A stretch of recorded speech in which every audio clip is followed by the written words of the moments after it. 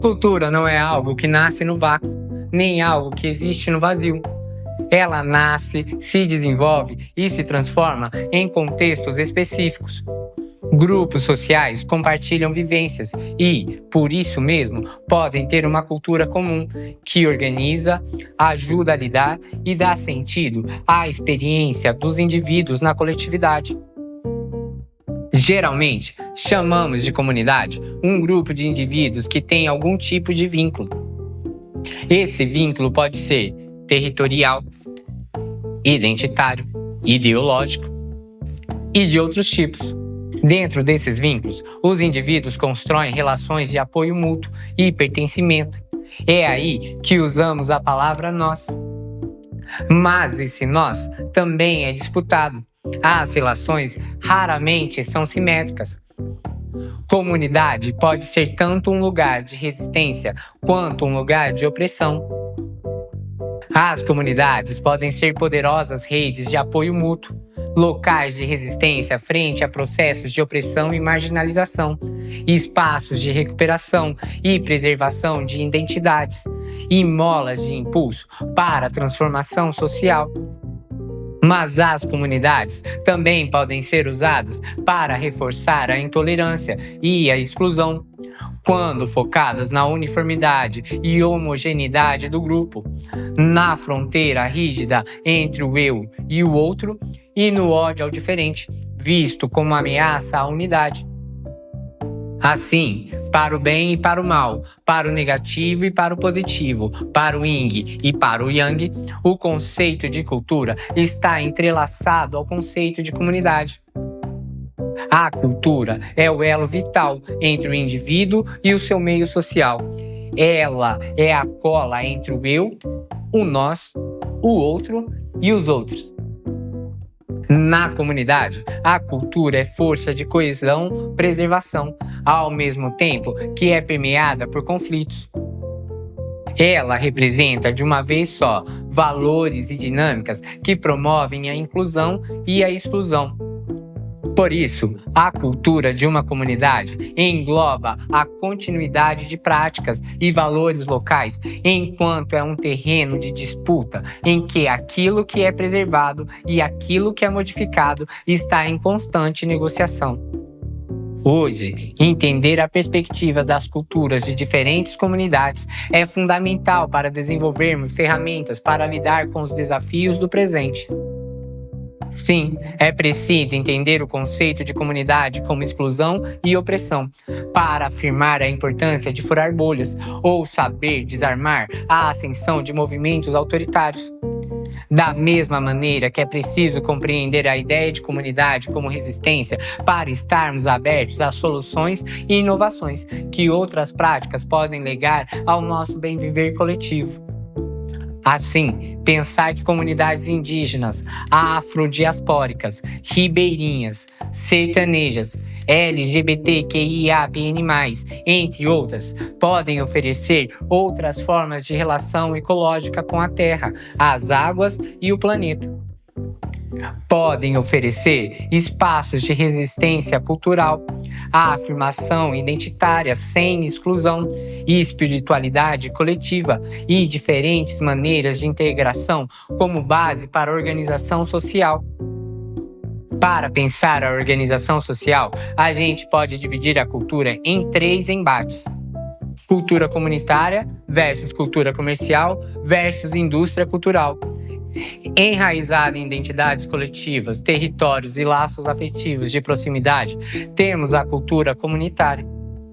Sem nos esquecermos dos conflitos e negociações presentes na produção cultural de um grupo, podemos dizer que ela é construída pela participação ativa dos membros da comunidade.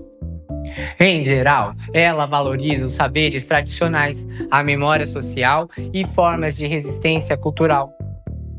Por sua vez, a cultura comercial é a produção cultural voltada para o mercado. Ela procura, assim, transformar cultura em mercadoria, por vezes tornando mais aceitáveis certos elementos a outros públicos. Pode haver aqui ainda certa preocupação com expressão criativa e autenticidade, Por fim, a indústria cultural é voltada para a padronização e o consumo em massa.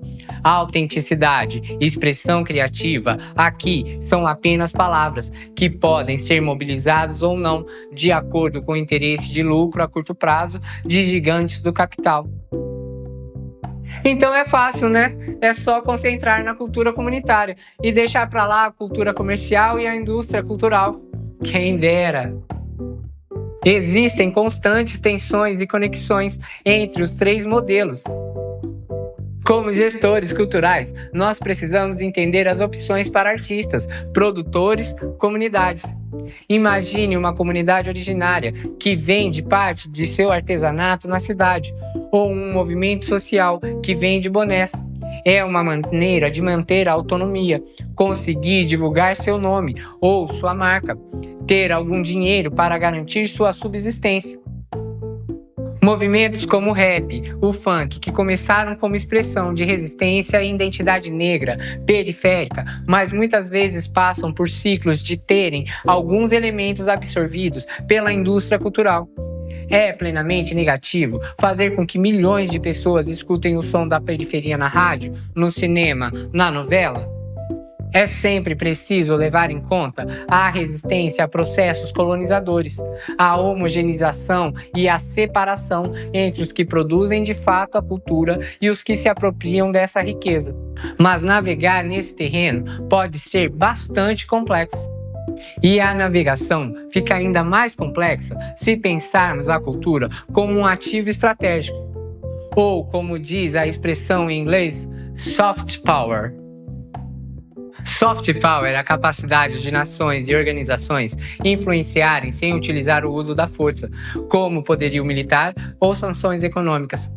Produtos culturais como filmes, séries de TV, música, videoclipes, games e outras mercadorias culturais podem ser usados para disseminar valores, ideologias e modos de vida. O soft power pode ser sentido em estratégias de diplomacia cultural, no impacto da indústria do entretenimento e na imposição sutil de modelos de comportamento e consumo. Estados e corporações utilizam o soft power para moldar percepções e ampliar sua influência global. Nosso primeiro pensamento é a poderosa indústria cultural dos Estados Unidos. Mas o Brasil faz isso com suas novelas, músicas e esportes. A Coreia do Sul com seus K-pops e seus doramas. Num mundo complexo em que a cultura flui entre comunidades e entre estados, uma das tônicas são as trocas culturais. O intercâmbio de saberes, práticas e expressões entre diferentes grupos e comunidades é algo que sempre ocorreu na história da humanidade. Ele está presente em migrações, diálogos interculturais e na fusão de tradições que geram novas formas de expressão. Claro, essa troca pode ocorrer de maneira espontânea, com enriquecimento mútuo, ou de forma assimétrica, quando há imposição de uma cultura sobre outra. Como gestores culturais, olhar atento para as diferentes expressões culturais, que podem tanto ser preservadas e valorizadas, quanto adaptadas para o consumo ou moldadas para o controle e relações de poder desiguais. Faz parte da nossa função perceber as dinâmicas de preservação e resistência e nutrir o potencial das comunidades de se afirmarem como espaços de identidade e luta em uma sociedade cada vez mais mediada pelo mercado e pela padronização cultural. Esta videoaula faz parte da formação Jacarandá. Em cada uma das aulas, nós apresentamos os principais tópicos e conceitos para formar gestores culturais. Você pode assistir os vídeos na ordem em que preferir e só aqueles que quiser. O conteúdo completo pode ser acessado no endereço que aparece no vídeo ou no link que deixamos na descrição.